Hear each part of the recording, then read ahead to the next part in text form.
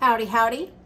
My grandfather was a cab driver in, I think, California in the 1940s. And he told me a story of when he used to smoke cigarettes, and he used to smoke them in his cab, chain smoke, all the time. And he told me one day he looked down at the cigarette in his hand and he said to himself, "This cigarette is my master. And I don't want anybody or anything to be my master."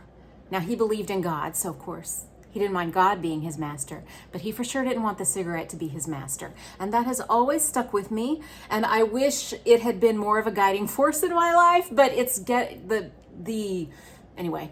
Okay, hello. I'm Texas Donna. Thanks for watching this video.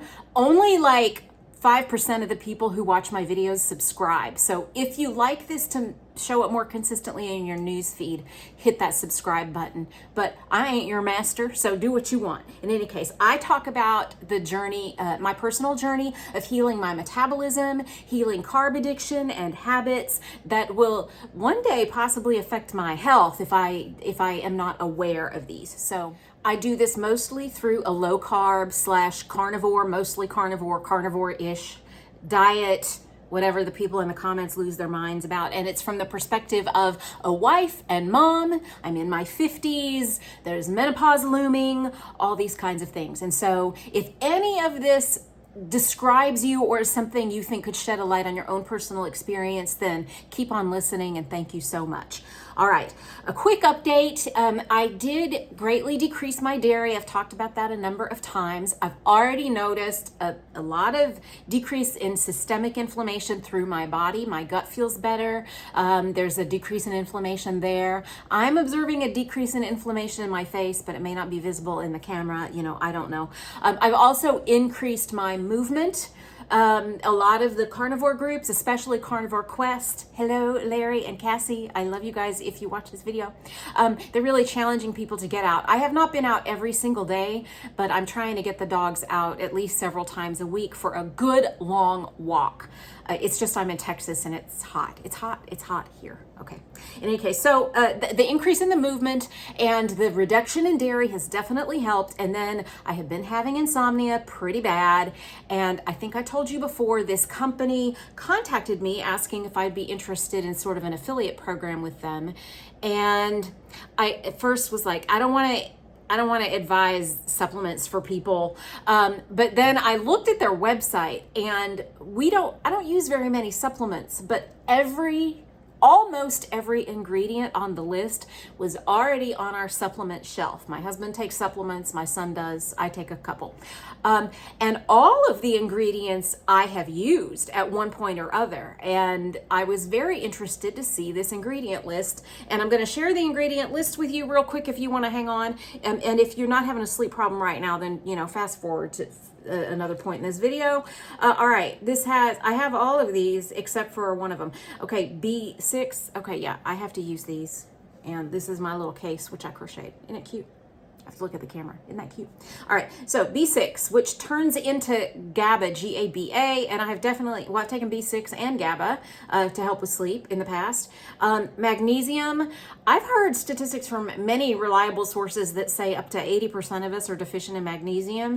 And everybody always recommends if you can't sleep or if you've got leg cramps, take magnesium. All right, valerian root extract. I don't think I have that on the shelf, but I have taken it. Ashwagandha extract, that really helps with stress relief. I have not taken ashwagandha, but my husband and my younger son have both taken it, and they say it does help them. Bacopa extract, this is for brain clarity and health. My husband takes that. Passion flower extract, I've taken that before in combination with valerian root.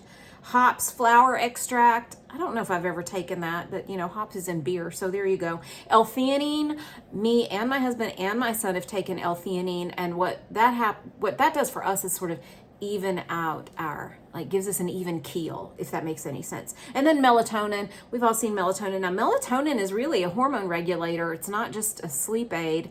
It helps with sleep by virtue of its hormone regulation. There's a lot of very interesting research on melatonin, which you can Google yourself and see if you can find out. So that's These guys, what they offered, they don't pay me a promo fee for this video or anything like that. What they do is I get a small commission if anybody uses my link or my discount code. And so what happens is you'll go to the link, which I'll put in the description, and then the discount code is Texas Donna, and you'll get a 10% discount and I get a little commission. That helps me and it gives you a discount, and we are both helped that way. I've been taking this for a little over about 9 days, and I have slept through the night after several weeks of insomnia. I've slept through the night every single night for all 9 days. I've slept soundly. I've slept hard. I could tell that the sleep deprivation was wreaking havoc. So there you go. All right, that's enough talking about that because that's not the purpose of this video. And if you listen to all of it, well, thank you so much. I appreciate it. Oh, I also put Amazon links down below for things I use in my kitchen. Those are affiliate links at no extra cost to you. I get a little commission. Prime Day is coming up, July 11th, July 12th, and there's lots of deals on Amazon. And so if you do your Amazon Prime Day shopping and you use my affiliate link, we both win there. I'm also going to put a link to iHerb. Pardon me, I'm going to take these off now. iHerb is a great supplement company. I think you get a 5% discount with my code, blah, blah, blah. That's all the business. Okay, so anybody here a Lord of the Rings fan? You know, my precious. Okay, does anybody ever feel sometimes like your food, like cake or whatever your thing is like the ring, like it's whispering to you and you like get fixated on it, you know? And you know, in Lord of the Rings, if you've seen the movies or read the books, you know that sort of there's this whispering with the ring in Elvish or whatever it is. So it's like it's taking control, and that's why it's a hard time for Frodo, and it's completely overtaken Smeagol, who's now Gollum. You know, okay, you know all of that. All right, so I sort of equate a food addiction with that ring. And you know this if you've ever had the feeling that food is telling you to eat it. And I'm not talking about like you're hungry, you know, and you're legitimately hungry and you need nutrition, but like you're legitimately not hungry and you're at a reception and there's a table full of desserts and that food is like telling you to eat it. You know what I'm saying? Does that ever happen to you? So that has happened. It happens to me maybe daily. I mean, I don't give in except sometimes. Obviously, sometimes I do. I'm still battling it. But like it feels like even blueberries, like we can blame big food. And yes, I'm mad at big food. They're full of lies, whatever. But I mean, I can't stop eating blueberries. So that's on me. That's my deal. And that's this neural pathway. Well, I started listening to, I'm looking at my notes, so pardon me if I look down sometimes. I just listened to a fantastic video on Dr. Sarah Zaldivar's channel, her YouTube channel, and I will put that link. She interviewed a woman named Bitten Johnson. Let me lift up my notes here. All right. And the topic was about food sobriety. And this was super interesting. This woman was very, very interesting. And she talked about how once we have these sort of addictive pathways, they are always there. And she takes us on a journey from that we have a thought, and that thought engenders a feeling, and that feeling engenders an urge, and that urge engenders an action. And that's sort of the pathway. And she goes way more into it, and it's incredibly fascinating. And I recommend going to watch that video. Anyway, so I started observing that, and she said, what you have to do, you can't start back at the thought, and that's why she says talk therapy is not quite so helpful for people, but to really start at the end, which is the action, and really start derailing your action. So find a way, if you have that thought, that feeling, that urge, just try not to do the action of eating the cake or the candy or the whatever your thing is, okay? Your chips or whatever. So anyway, she talked about that, and she gave real life examples from people that she's led in group settings and stuff. So that was interesting to me. And so I thought, okay, well, how can I stop the action when I have gone all the way through that cycle of thought, feeling, and urge, and I'm at the point of action? You know, how can I stop that? What things can I put in place? And I had some ideas, and I won't share those details right now. But then that did, you know, we can't just stop eating. You can't stop drinking alcohol. You can stop doing drugs. You can stop gambling. You can stop all kinds of other addictions. But I mean, you have to eat. And so, you know, I'm thinking in my life that eating eating solves a problem. Like when you are gonna eat, you're solving a problem. The problem that you're solving should be hunger. Obviously, it should be hunger. I'm hungry, I should eat. If the problem before you is not hunger, then food obviously is not going to solve the problem. And now, I mean, I'm 54, I have a master's degree. You would think I would know these things, but I still have to talk to myself like a kindergartner about it sometimes. Donna, your problem isn't hunger, so food is not the solution. And really, then, food itself isn't the problem. The problem is me, because the Lord has placed all kinds of solutions in front of me. And if the problem is hunger, He's given me food. But if the problem isn't hunger, but I decide to solve the problem with food, that's, in a spiritual sense, me telling God, no thanks. Your way is not, I'm not going to do your way. I'm going to do my way. I'm going to put myself on the throne of my heart, and I am going to decide. And you know what? Everything to me comes back to kind of the serpent in the garden, whispering to Eve, first of all, telling her she had a problem. I'm going to get to this in a second. Hang on. Telling Eve she had a problem that she didn't have, and then telling her that God didn't have the solution, that He wanted to sort of keep her down and keep her in a cage. But really, she could do what she wanted. And if she wanted that tactile thing in front of her to solve this problem that the serpent told her that she had, well, then she had every right to do it. And obviously, that had catastrophic consequences. So let me get back to the lie of the problem. The serpent telling Eve that she was basically being enslaved or put in chains by this God, this loving God that had never given her any problems in the past. Well, Eve didn't have a problem.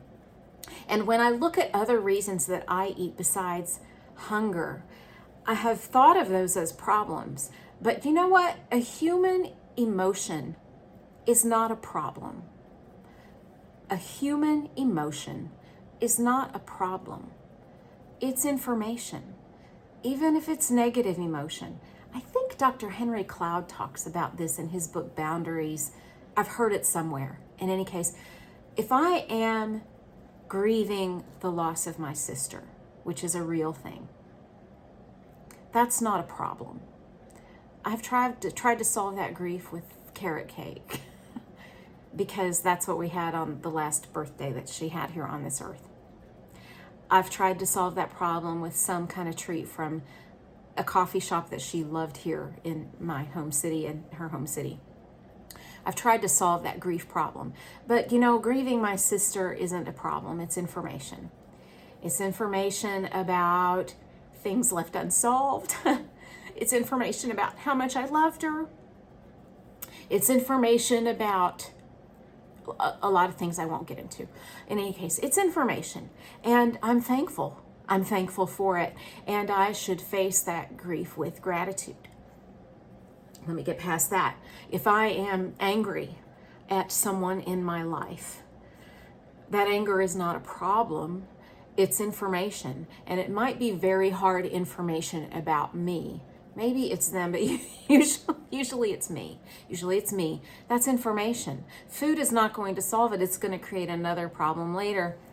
I should be thankful for that anger and express gratitude for that anger, for that stress, for that exhaustion.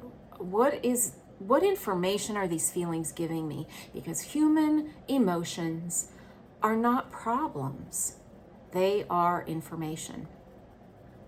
So that was a big eye-opener for me. I've heard it in the past, but then I've forgotten it. I used to have these things called muffins of rage, where every time my husband made me angry, I would go to Whole Foods and get an organic zucchini muffin and eat it in my car, because then I could have control at that moment. But that was not control. That was not control. What an illusion that was. It was not control. It was out of control. It was something else telling me my anger was a problem. Let's solve it, all that kind of thing by yourself in your car.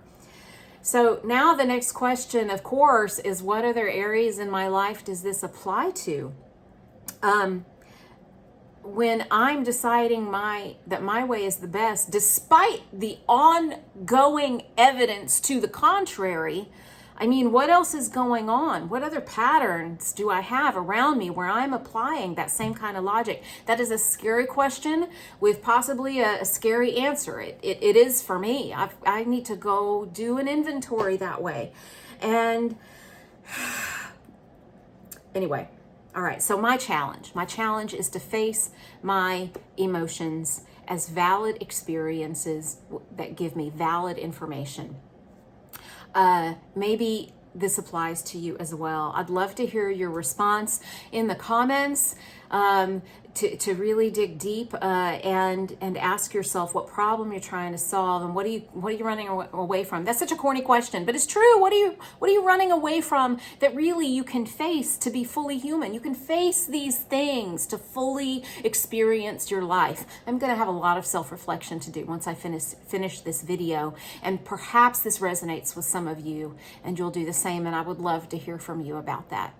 All right, that's it for today. I hope you all have a blessed and wonderful day. I love you all. I'll be back later this week with another video, and I hope that you join me. Bye, y'all. Love you.